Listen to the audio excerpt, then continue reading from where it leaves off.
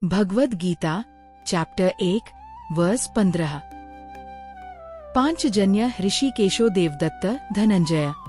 Paundram dadhmau maha-shankham Bhima-karma Vrikodarah 1.15. Translation. Hrishikesha, Lord Krishna, blew his conch named Panchajanya. Arjuna, Dhananjaya, blew his conch named Devadatta. And Bhima, the doer of mighty deeds, Vrikodara, blew his great conch named Paundra. Simple explanation. As the sound of Bhishma's conch faded, the Pandavas, led by Krishna, Arjuna, and Bhima, blew their own divine conches. Each conch had a name and deep meaning. Panchajanya, Krishna's conch represents the 5 elements: earth, water, fire, air, space, and the Lord's mastery over all creation. Devadatta, Arjuna's conch, means God-given, symbolizing divine strength and righteousness in action. Paundra, Bhima's conch, its deep, thunderous sound represents unshakable power and courage. This moment symbolized the beginning of the battle for righteousness, Dharma Yuddh, the sound of truth, faith, and divine purpose filling the battlefield. Child-friendly meaning for easy understanding. Krishna, Arjuna, and Bhima each had their own special conch shells. When they blew them, the sound was so powerful it filled the sky. It wasn't just noise, it was their way of saying, "We are ready to stand for what is right." Krishna's conch stood for peace, Arjuna's for courage, and Bhima's for strength.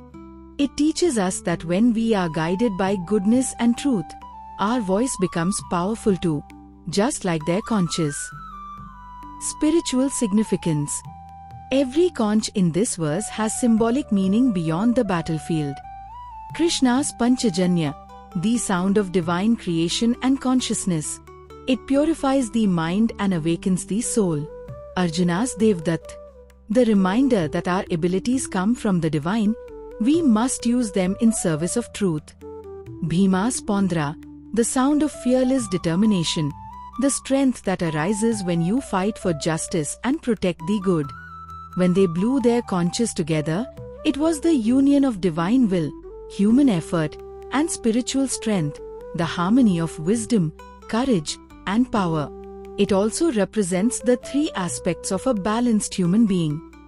Krishna, wisdom, intellect; Arjuna, discipline, will; Bhima, strength, action. Together, they symbolize how our mind, heart, and body must unite for dharma, righteous living.